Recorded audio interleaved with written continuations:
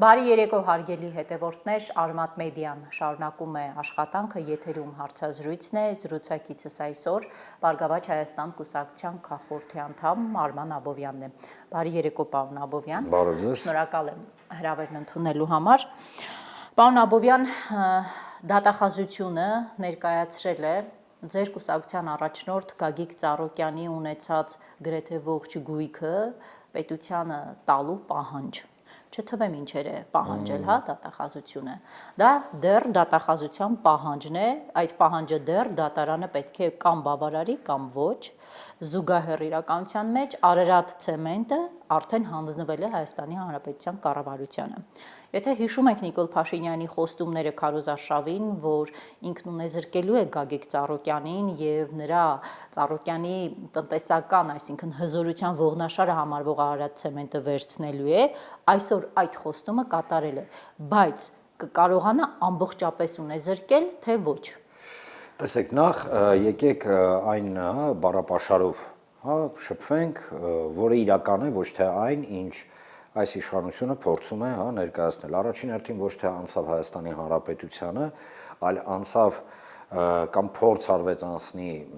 այն վարչակազմին, որը սպասարկում է Թուրքիայի եւ Ադրբեջանի շահերը։ Այդ դեպքում ես ձևակերպումս փոխեմ, ասեմ, անցավ կառավարության աշխատակազմին, Փաշինյանի աշխատակազմին։ Հա, սենց ասենք։ Երկրորդը, այն ինչ մենք տեսնում ենք, ինքը դասական առումով բանդիտիզմ է եւ զարմանալի չէ, որովհետեւ Հայաստանի Հանրապետությունում չի գործում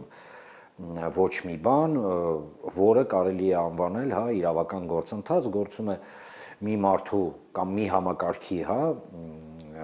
կամայական որոշումների հիման վրա ինչ որ գործողություններ։ Այն ինչ կատարվում է Գագիկ Ծառուկյանի հետ, դա միայն Գագիկ Ծառուկյանի հետ չի կատարվում, դա առաջին հերթին կատարվում է նաև այն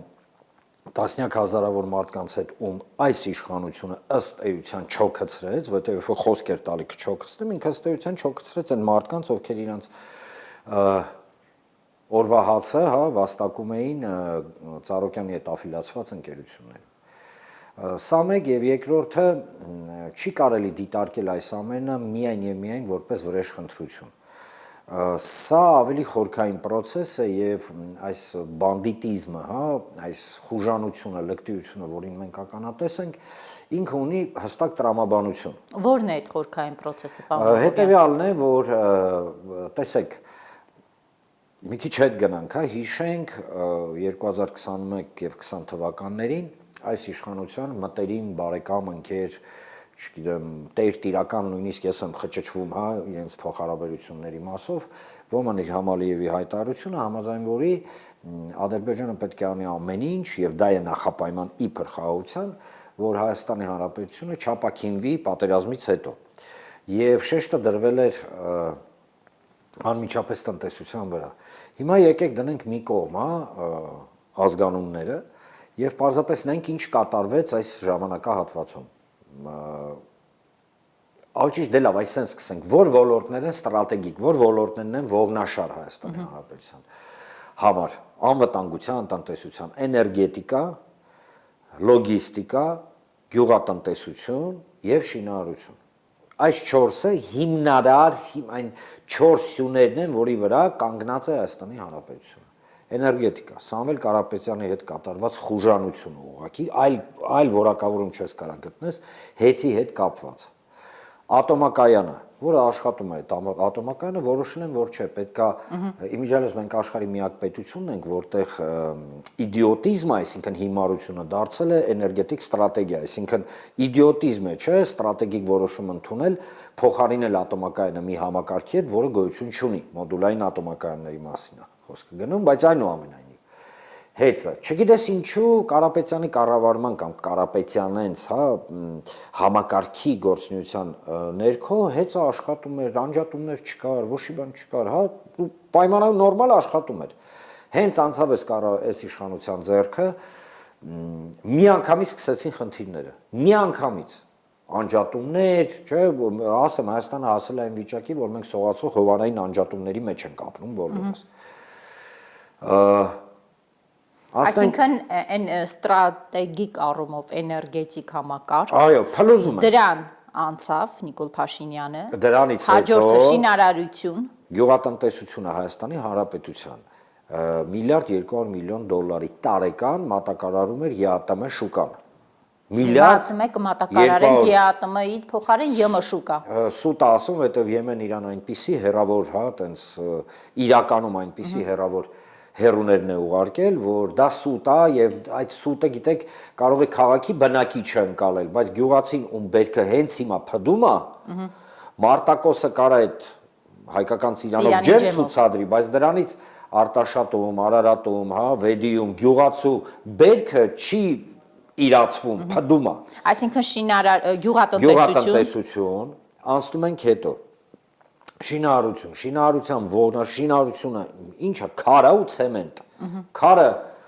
այս իշխանությունը որքան էլ ուզենա չի կարող, հա, մեզ զրկի քարից, մենք քարի վրա, հա, պետություն ենք, Հայաստան-Քարաստան գիտենք։ Ցեմենտը յուրաքանչյուր պետության մոտ ինքնաբավության շինարարական առաջին կոմպոնենտն է։ Հրազդանի ցեմենտի գործարանը տրակցրեցին, Միկայի ցեմենտի գործարանը տրակցրեցին, հերթը հասավ Արարատ ցեմենտին։ Այստեղ պետքա լայն նայել, հասկանում եք, ես վստահ եմ, որ իրենք անում են ամեն ինչ, որ բացվի ցեմենտի Թուրքիայի մատակարարման ճանապարհը, իսկ որոշ տվյալներով Թուրքիան պարզա որ չի մատակարարի այն ցեմենտի տեսակները, որոնք օրինակ ամրաշինական գործունեության համար են կամ շինարարություն շատ անորակ է, իրանք 72 միլիոն տոննա տարեկան արտադրում են։ Այսինքն նկատի ունեք Արարատ ցեմենտի կառավարումը Փաշինյանի կառավարությունը վերցրել է, բայց գործարանը չի աշխատեցնելու։ Չէ, գործարանը կաշխատեցնի, ոնց աշխատացնում է հեծը, աստիճանաբար ռելևանտությունը կիչացնի։ Սա վստահաբար, սա ուղիղ հրահանգ է, որը հանձնարարական է, մարդիկ ստացել են։ Հիմա Գագիկ Ծառուկյան, Սամվել Կարապետյան, Ռոբերտ Քոչյան եւ այլն, հա։ Ինչի համար է հիմնականում ընդդիմության պայմանական լիդերներին։ Դուք համեմատական չեք անցկացնում նախացեղասպանության հետ կատարվող գործընթացներին, որոնք տեղի են ունենում Թուրքիայում։ Մեկին Դե այն ժամանակ թուրքերը կուլակաթափ էին անում հայերին, հարուստ հայերին։ Նույն իրավիճակում է։ Այսինքն զրկում են ֆինանսական ինքնաբավությունից, հա, որքան էլ սարսափելի չէ ինչի Հայաստանի հայերին, երկրորդ փուլով զրկում են կառավարչական ու ընդդիմադիր, հա, համակարգը կառավարչական ունակություններից, հիշեք ցեղասպանությունը ապրիլի 24-ին, երբ որ տարան եւ կոտորեցին ինտելիգենցիային, այսինքն այն մարդկանց կամ դե լավ հանրային ճանաչում ունեցող մարդկանց, որտեղ մենակ ինտելիգենցիային չէին կոտորում, կոտորում էին օրինակ այն մարդկանց, ովքեր հարստություն ունեին, այսինքն հեղինակություն էին ժողովրդի համար։ Ըստ էության ժողովրդին թողելով, հա, ցակուցերի իրավիճակում, ինչը թույլ տվեց իրականացնել ցեղասպանությունը։ Նույն իրավիճակ է, այստեղ պարզապես ցեղասպանությունը վերածվում է ավելի շուտ, գիտեք ոնց, դուրս մղմանը, չմոռանանք, որ Ադրբեջանը ունի խնդիր Արևմտյան Ադրբեջան ձևավորելու համար եւ ինքը ունի երկու խնդիր լուծելու Ադրբեջանը, այս իշխանության ձեռքերով։ Առաջին հերթին իրավական հիմք, այսինքն Հայաստանի Հանրապետության սահմանադրությունը պետքա փոխվի եւ մոդիֆիկացվի այնպես, որ համաձայն սահմանադրությանը հնարավորություն լինի ձևավորել Արևմտյան Ադրբեջանը, ինչը մենք տեսնում ենք։ Եվ երկրորդը շատ կարևոր է այստեղ ընդգծել, դա հայկական տարի գիտեք շատ լավ անգլերեն բառ կա de-organization, այսինքն ապակառավարման, այսինքն որ ինքը ժողովուրդը դառնա ամբողջ։ Պարոն Աբովյան, եթե Գագիկ Ծառուկյանը 2026 ընտրություններին չմասնակցեր, դարձյալ Նիկոլ Փաշինյանը նրա հետ եւ նրա ունեցվածքի հետ ու նրա կարողությունների հետ կաներ այն ինչ հիմա անում։ Վստահաբար այո։ Որովհետեւ իշխանությունն ասում է, որ Գագիկ Ծառուկյանը վերջին 21 թվականից հետո իրենց համար եղել է խոշոր գործարար։ Հենց հայտ ներկայացրեց մասնակցի ընտրություններին դարձավ օլիգարխ։ 21 թվականից էլ մինչև 26 թվական մշտապես ստուգումներ են եղել, մշտապես ստուգումները եղել են։ Պեկը եթե այդ բոլոր օբյեկտներում այդ ստուգումները արել է, ինչու են հիմա։ Բոլորը հարցերը Պեկին շատ པարզ պատճառով, որովհետև հիմա քրիտիկական պահ է հասել, իշխանությունը ընկել է ինքն իրեն, հա, ալչիշ դրել է այն իրավիճակի մեջ, միգուցե եւ գիտակցաբար։ Երբ որ ինքը տարբերակ չունի այլ քայլեր կատարելու, քան ջարդել հայերին, բացատրեմ ինչի համար։ Ինչու տարբերակ չունի, եթե 49%-ով իշխանությունը վերցրել է։ Հենց այդ պատճառով, որովհետև դուք հնչեցրեցիք, որովհետև Հայաստանը կազմաքանդելու համար իրենք պետք է ստանան մեծամասնություն մարդկանց աջակցության, որքան էլ տարօրինակ չհնչի դա։ Հայաստանի Հանրապետության քաղաքացիների բացարձակ մեծամասնությունը իրենց ասեց, որ գնացեք տուն, ձեր կառավարչական մոդելը լավը չի, ինքը վտանգում է Հայաստանի Հանրապետությանը, որովհետև ես ավելի քան համոզված եմ, որ իրենք 49% էլ չունեն։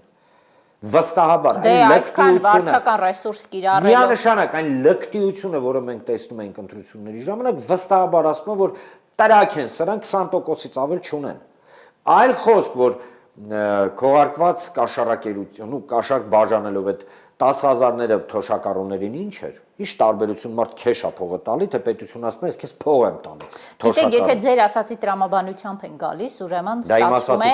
որ չի դա ֆորմալ տրամաբանությունն է, որը այդ տրամաբանությամբ այս իշխանության համար լրջագույն խնդիր է նաև այն 500,000 հայը, որը ընտրել է ընդդիմությանը։ Իսկ չի հայտարարել ներողություն, իշխանությունը ակնհայտ հայտարարել է, որ այն մարդիկ, ովքեր իդենտիֆիկացնում են իրենց որպես հայ, հա, այսինքն այն մարդիկ, ովքեր դեմ են այս իշխանությանը, իսկ հավատացնում եմ ձեզ, նույնիսկ իշխանությանը ձայն տվողների մեծամասնությունն է դեմ այս իշխանությանը, որովհետև փայտի տակից են գնացել խեղճ մարդիկ քվեարկել։ Բացարձակ մեծամասնությունը այս իշխանությանը, հայերի մեծամասնությունը, ասում է, ախպեր, գնացեք տուն։ Այդ դեպքում այդ 500,000-ի հետ ինքը ինչ պետք է անի, իդեպ ես վերջին օրերին նկատում եմ, որ հանրային հեռուստաընկերություն են հրավիրվում արևմտյան գրանտներով սնվող մարդիկ եւ ասում են, որ այո, շատ լուրջ խնդիր է, որ այս խորհրդարանական ընդդիմությանը եւ հավաքական ընդդիմությանը Հայաստանում 500,000 մարդ ձայն է։ Այո, խնդիրը իրենց համար անգամ այդ արևմտյան գրանտակերների համար շատ լուրջ իրանք խնդիր է։ արևմտյան գրանտակեր չեն, իրենք թուրքական գրանտակերներ են։ Եկեք ուղիղ խոսենք, որովհետեւ արևմուտքը այո, սատարելով Թուրքիան ինքը մի քիչ ուրիշ շայբ է։ Մենք հենց արևմուտքի համար կխոսանք։ Այստեղ խնդիրը նրանումն է, ինչ անել, կոտորել, կարծում եմ, որ իրենք չունեն ռեսուրս ֆիզիկական ոչնչացման, բայց իրենք ունեն ռեսուրս պայմաններ ստեղծեն, որ մարդիկ ուղղակի գնան Հայաստանից։ Ձեզ մոտ, տեսեք, ես չգիտեմ, վստահաբար մենք հարգելի հեռուստադիտողներ չեն քննարկել այս հարցը, բայց խնդրեմ ինձ ասեք, ինչքան մարդ կա ձեր շրջապատից, հայ մարդ, որ ուզում է գնա։ Ես անգամ Նիկոլ Փաշինյանին ընտրած շատ մարդկանց եմ ճանաչում, որոնք ոչ միայն ուզում են գնան, այլ առաջինը իրենց երեխաներին են ուզում Հայաստանից անել, բայց ընտանիքով գնացել Նիկոլ Փաշինյանն են ընտրել։ Այո, տեսեք, ֆաշիզմի համար նեոթուրքական ֆաշիզմը, հիշում եք, իրանք ասում են իզմեր չկա, չէ, կա իզմեր, դա նեոթուրքական ֆաշիզմն է։ Ֆաշիզմի համար կապ չունի, դու Իրան ես ընտրել, Իրան չես ընտրել, դասական ֆաշիստական տեսլական է, իրանց համար կապ ունի միայն մի բանը՝ իրականացնել այն նպատակը, որը իրանք ունեն, իսկ իրանց նպատակը միակն է՝ ձևավորել Հայաստանի Հանրապետության տեղը, այսինքն Հայաստանը առանց հայերի։ Ասեմ ձեզ ավելին, այն մարդիկ, ովքեր նույնիսկ միջև հիմա հավատում են իշխանությանը, հա, նույնիսկ այդ մարդիկ են ընդունում, որ ազգային առաջնահերթությունները չեն համապատասխանում այս իշխանության տեսլականին, ունենք Արարատ, Արցախ, ցեղասպանության մասին հիշատակ, հայ լինել եւ այլն։ Եվ ըստ էության ինչ են ասում, ինչ են ասում Կարապետյանին, ինչ են ասում Ծառուկյանին, ինչ են ասում ինձ, ինչ են ասում Աղավնի Սուքասյանին, ինչ են ասում այ հիմա մեզ նայող մարդկանց։ Գիտեք ինչ են ասում։ Դավաճանի հայրենիքդ հանուն պետության։ Սա են ասում։ Ըստ էության սա է, որովհետև այլ կերպ մեկնաբանել այս անասնական գործընթացները, որը մենք տեսնում ենք, չի ստացվի, այսինքն ինձ ձեզ ասում են դավաճանեք ձեր հայրենիքը, հայ լինելը, մոռացեք, որ դուք հայ եք, դիմացը դուք ստանում եք պետություն, բայց սրանք մի շատ կարևոր բան մոռանում են ասել, որ պետության մասին խոսքը գնում։ Երբ որ մեզ ասում են, որ հայկականությունը վտանգում է պետականությանը, հա, ըստ երևույթ իրենք Հայաստանի Հանրապետությունը իրենք ասում են, որ դուք սրում եք շատ անկյունները, որովհետև եթե դա այդպես լիներ, հիմա մարդիկ հազարներով հեղեղել էին փողոցները։ Չէ, մարդիկ չեն հեղեղել փողոցները, որովհետև հիմա այսօր շատ պարզ պատճառով ոչ մի ֆաշիստական համակարգ ի սկզբանե չի ստեղծել պայմաններ, որ հեղեղվի։ Իմիջիալոց Նաև ԲՀԿ-ին են շատ քննադատում, ասում են, որտեղ են ձեր աջակիցները։ Տեսեք, Ինչու չեն դուրս գալիս փողոց։ Լավ էլ դուրս են գալիս, ամեն ինչ իր ժամանակին, իր հերթին, կրկնել եմ եւ կկրկնեմ, մենք պայքարելու ենք Հայաստանի Հանրապետության համար, հայ ժողովրդի համար եւ հայ ազգի համար, Ծառուկյանից սկսած մինչեւ մեր շարքային կուսակցական սահմանադրության եւ օրենքների շրջանակներում հարկ եմ համարում հենց հիմա դա հնչեցնել, որովհետեւ ֆաշիզմը մշտապես առհասարակ յուրաքանչյուր ֆաշիզմի արտահայտումը կամ ֆաշիզմը, որը ֆաշիզմի ամենացածր, ասենց ասեմ, տարբերակն է, ինքը միշտ փորձում այդ դիմադրության օջախները կամ դիմադրություն ցույց տվող մարդկանց միանգամից նեյտրալիզացնել։ Հիմա Գագիկ Ծառուկյանի կալանավորումը, նրա ունեցվածքի շուրջ տեղի ունեցող զարգացումները, այդ դիմադրության օջախները ջարդելու հարցում հաջողության հասնելու է իշխանությունը այս տարբերակով, թե ոչ։ Կարծում եմ ոչ, եւ սա է իշխանության խնդրեմը, որովհետեւ իրենք Սամվել Կարապետյանի, Գագիկ Ծառուկյանի, այս պարագայում ամենահնչյունը Գագիկ Ծառուկյանի դեմ չեն կռիվ տալիս միայն։ Իրանք կռիվ են տալիս, ինչպես դուք ասացիք, կես միլիոնից ավելի, իրանք վստահաբար միգուցե մի միլիոն էլ են Հայաստանի Հանրապետության բնակիչների դեմ։ Եվ իրենք դա հասկանում են, որ օրինակ փորձելով բանդիտական մեթոդներով, կոտրել, ջարդել ընդդիմության, իրենք մոռանում են մի բան, որ այսօր ըստ էության ընդդիմությունը դա այն մարդիկ են, ովքեր իրենց դեմ են, իսկ Հայաստանի Հանրապետության բնակչության բացարձակ մեծամասնությունը դեմ այս իշխանության։ Այդ հարաբերակցությամբ Նիկոլ Փաշինյանը, չունենալով ազգային ժողովում այնպիսի մեծամասնություն, որ կարողանա միայն ԿՊԱ-կանների կողմ քվեներով սահմանադրություն փոխել, ինքն ինչպես է գնալու եւ փորձի 2-3 տարբերակ ունի Արևմտյան Ադրբեջանի սահմանադրության մասին։ Տեսեք, նախ ընտրություններից հետո Ալիևի Ադրբեջանից հնչեց հայտարարություն, որ քանի դեռ Հայաստանը ադրբեջանցիների բնակեցումը Հայաստանում չի ապահովել, իրենք չեն խոսելու խաղաղության պայմանագրի ստորագրման մասին։ Հիմա փաստորեն իրենք այդ հարցը բերում դնում են խաղաղության պայմանագրի մեջ։ Գումարած սահմանադրության փոփոխությունը։ Չկա խաղաղության պայմանագիր, կա փաստաթուղթ, որը իբր ամրագրում է, որ պատերազմ չի լինի, բայց եկեք հասկանանք մի բան, ինչի համար են պատերազմները լինում։ Մեզ խաղաղության պատրվակով տանում են դեպի կոտորած, այսինքն մեզ ասում են խաղաղության մոդելը դա գերությունն է եւ քո կյանքը, քո պետության անվտանգությունը կախված է լինելու Ադրբեջանի քմաճույքից։ Մեզ սա են ասում, սա է միակ ճիշտ մոդելը։ Բայց մենք պետք է հասկանանք հետևյալը, շատ կարևոր մի հանգամանք, այն ինչ կատարվում է Ծառուկյանի հետ, ինքը անդրադառնալու է Հայաստանի Հանրապետության բոլոր քաղաքացիների վրա, նույնիսկ այն մարդկանց, ովքեր գնացել են եւ ինչ-ինչ պատճառներով այս ֆաշիստներին են անդրադառնում։ Ինչպես է անդրադառնալու, կհարցնեն մարդիկ ձեզ։ Արդեն իսկ անդրադարձել է, օրինակ, երբ որ կազմաքանդվում է համակարգը, արդեն մենք ունենք 50-ից 60 հազար հոգի մարդ, ովքեր զրկվել են իրենց ապրուստի օրվա հացից, սա մեկ։ Երկրորդը, յուրաքանչյուր տնտեսական համակարգ ինքը մուլտիպլիկատիվ էֆեկտ ունի այլ ոլորտների վրա, որտեղ աշխատում են մարդիկ։ Եվ ընդհանուր առմամբ, երբ որ նայում ես այդ, ոլորտին, դա մոտավորապես կազմում է 100-ից 150 հազար հոգի մարդ։ Սա միայն Գագիկ Ծառուկյանի հետ աֆիլիացված կամ կապ ունեցող ընկերությունների մասին է խոսում։ Բա մնացածը, եթե ինչ-որ մեկին թվում է նույնիսկ այն օլիգարխներին, ովքեր այսօր վազելով սպասարկում են այս իշխանության շահերը, որ իրենք զերծ են մնալու, ոչ, ասեմ ձեզ ավելին, երիտ թուրքերին ֆինանսավորողները նաև հայեր էին 15 թվականին, իսկ երկրորդական, երրորդական էշելոնով իրանք էլ գնացին, այսպես կոչված պատսպլավ, էլի, այսինքն ունեզրկման, ոչնչացման եւ այլն։ Այս իշխանության գործողությունները ուղիղ դա են ասում, մարդ պետք է կույր լինի միանշանակ չտեսնի այս ամենը։ Հիմա սահմանադրության փոփոխությունները ինչպես է գնալու։ Կարծում եմ երեք ուղղությամբ են աշխատելու։ Առաջինը փորձելու են ընդդիմության, այն ընդդիմության, որը մանդատները վերցնում են, ձայները գողանան ձայները, չնայած դա էլ չի օգնի։ Երկրորդը կփորձեն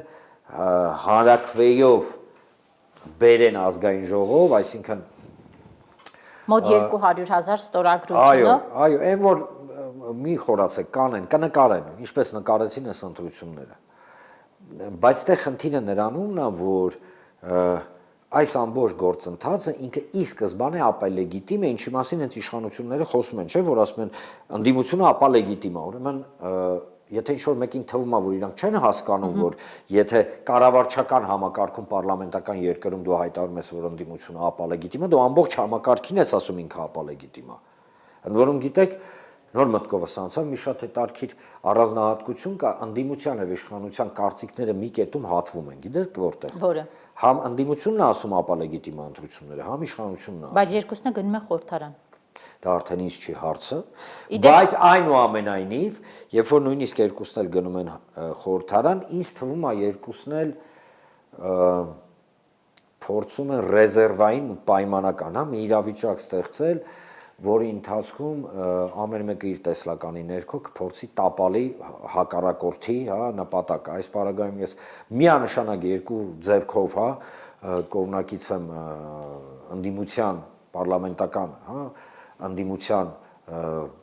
sense նպատակներին եւ անկեղծորեն եմ ձեզ ասում, ես չեմ նախանձում այն մարդկանց, ովքեր գնալու են պարլամենտ։ ԲՀԿ-ն ստեղծված իրավիճակում պլան B ունի, որովհետև մյուս կողմում իշխանությունը շատ ոգևորված է իրենք, ասում են, տեսեք, մենք Գագիկ Ծառուկյանի հետ ինչ արեցինք, փողոցում ակցիաներ չկան, լայնամասշտաբ չեն դրանք, կմարսի Նիկոլ Փաշինյանը դա էր կացնում։ Չի մարսի, իրենք չեն մարսի ոչ Արցախի հանձնումը, ոչ Հայաստանի Հանրապետության դավաճանությունը, որովհետև իրենք Հայաստանի Հանրապետությանն են դավաճանել։ Ոչ հայ ժողովրդի դավաճանությունը, ոչ մի բան չի մարսվելու, ստեղ խնդիրը ձևաչափի մեջ է։ Երբ որ ասում են չկան բողոքի ակցիաներ, հասկանում եք, իրենք գիտեն մի բան, որ գոյություն ունի հանրային անհանդուրժողականություն իրենց քաղաքականությանը։ Ասում եք թող ցույց տա, չեն ուզում, թող ցույց տա։ Նույնիսկ իրենց նկարած, հա, ընտրություններում իրենք տեսան, որ դա այդպես չի։ Գիտեք ինչ են իրենք փորձում մարդկանց հանել փողոց։ Շատ բարձ պատճառով կազմակերպելով ընդդիմության վերնախավին, հա, հանեն մարդկանց փողոց, ջարդեն, այսինքն այն նեգատիվ էներգետիկան դուրս գա ու հայրը պարզապես նստեն ինքնաթիռներ ու չվեն երկրից։ Էդ է սրանց ուզածը։ Իրենք ներվայնանում են, իրենք ուզում են, քանի իրենք համարում են, որ իրենք գտնվում են Եվրոպայի, Թուրքիա, Ադրբեջանի խորին, հա, հովանու ներքո կարան տանկերը հանեն փողոց, մարդկանց ճխլեն։ Մի հատ թթու կծու խոսք Եվրոպան չի ասի, եթե իրենք անգամ այդ քայլերի գնան։ Չնայած կարծում եմ չեն գնա, բայց այնուամենայնիվ ԲՀԿ-ի պլան B-ի մասին ստեղծված իրավիճակի տեսեք, թույլ տվեք ես եթերում ոչ մի բան չհնչեցնեմ մեր գործողությունների տրամաբանության մասին։ Կարող եմ ասել միայն մի բան։ Նույնիսկ սա էր այսօրվա իրավիճակը մեր տեսլականի եւ մեր հաշվարկների մեջ տեղավորվում։ Մեզ համար սա անակնկալ չի։ Գագիկ Ծառուկյանի շփումները հարազատների հետ կան թե ոչ։ Սահմանափակված են առայժմ հարազատների հետ։ Հիմա Եվրամիության հետ կապված Եվրամիությունը Հայաստանում կտեղակայի դիտորդական առաքելություն քաղաքացիական նպատակը ըստ Եվրամիության Հայաստանում հիբրիդային պատերազմների դեմ պայքարելն է եւ երբ Կայա Կալասը խոսեց դրա մասին, դրանից հետո բավականին ակտիվացել են, ես ասում եմ արևմտյան, դուք ասում եք թուրքական գրանտներով սնվող ՀԿ սեկտորի ներկայացուցիչները հմեկում, որ պետք է այո գնալ Ռուսաստանի վերաբերյալ բացասական կարծիք չհայտնող մարդկանց բացատրել, որ Ռուսաստանը մեզ տանում է կործանման, հետեւաբար մեր միակ փրկությունը Եվրամիության եւ Եվրոպայի հետ է։ Պատասխանան նույն եվրոպացիների տեսլականով։ Նախ ֆիքսենք Եվրոպան մեծ թշնամի չի։ Եվրոպան իր հետաքրքրություններն է առաջ տանում եւ եթե Հայաստանի իշխանությունները եւ այս իշխանությանը սատարողները, դա շատ կարեւոր է ընդգծել, համաձայնեն ու պայմանական արևմտյան Ադրբեջանում ապրել, հա, Եվրոպան դրան դեմ չի լինի, իրան մեկ է այս տարածքի անունը ինչ կլինի, իրանց կարևորը որ երկու հարց լուծվի, ձևավորվի հակառուսական պլացդարմ եւ էներգակիրները Հայաստանով անցնեն մտնեն դեպի Եվրոպա։ Ինչ վերաբերում է հիբրիդային պատերազմին, հիբրիդային պատերազմը վարում է Հայաստանի դեմ Թուրքիան, Ադրբեջանը եւ Եվրոպան։ Ինչի համար է վարում։ Եվրոպան ձևավորում է Հայաստանից հակառուսական պլացդարմ։ Բայց կարծես թե դա տարիներ շարունակ նրանց չի հաջողվում, որովհետև ամբողջ օրը ՀՄԿ-ի եթերում հակառուսական քարոզով զբաղվող քաղաքական գործիչները այս ընտրությունների ընթացքում հավաքել են ծիծաղելի թվով քիչ ձայներ։ Պատճառով, Ցուցիչ չէ դա։ որովհետև մի շատ լավ արտահայտություն կա, հա, որքան էլ սատանան սպիտակ շորեր հագնի, միևնույն է, այդ կեղտը շորերի տակից երևում է։ Նույնը այստեղ, որքան էլ իրենք իրենց ձևացնեն հայրենասեր, Հայաստանին նվիրված, մեկը թուրքական գարշահոտը եվրոպական բուրմունքներով վրեկներից այնց է փչում ու ուղակի ցնդում ես։ Խնդիրը նրանումն է, որ մարդիկ շատ լավ հասկանում են, որ Թուրքիայի, Ադրբեջանի համար եկեք հասկանանք ում է կարևոր պայմանական Հայաստանին թողել միայնակ, հա, այս պարագայում Թուրքիային եւ Ադրբեջանին, որ իրականացնեն մի քանի փուլով է, չէ՞, որովհետեւ Արևմտյան Ադրբեջանն էլ վերջնական փուլը չի, դա ցամաքով Թուրքիայի եւ Ադրբեջանի միավորումն է, մեկ, եւ երկրորդը չմոռանանք, որ Եվրոպան նախապատրաստվում է Ռուսաստանի հետ պատերազմի, ուղիղ պատերազմի եւ նույնիսկ հնչեցնում է ժամկետներ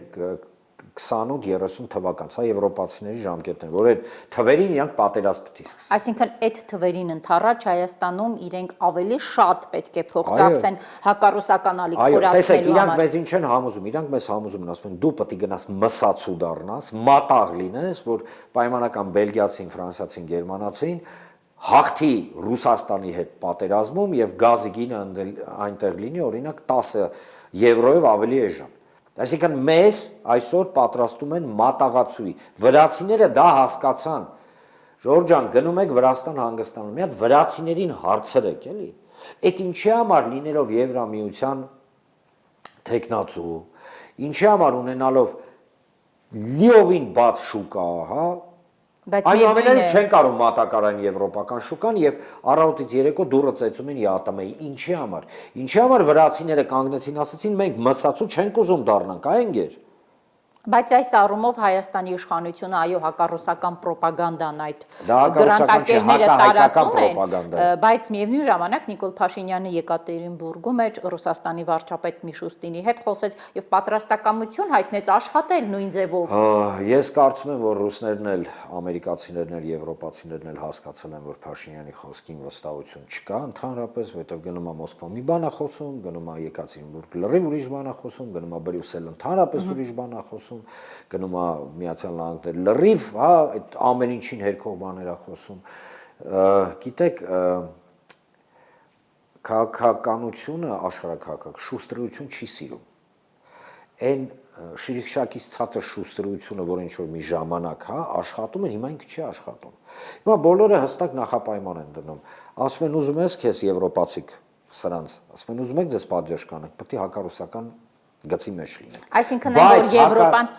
որոշակի օրեն թույլ է տալիս Հայաստանից ապրանքների արտահանում այդ երկրներ, դա գին ունի հակառուսականության աճ Հայաստանում։ Այո, բայց այդ որոշակի ապրանքների արտահանում ինքը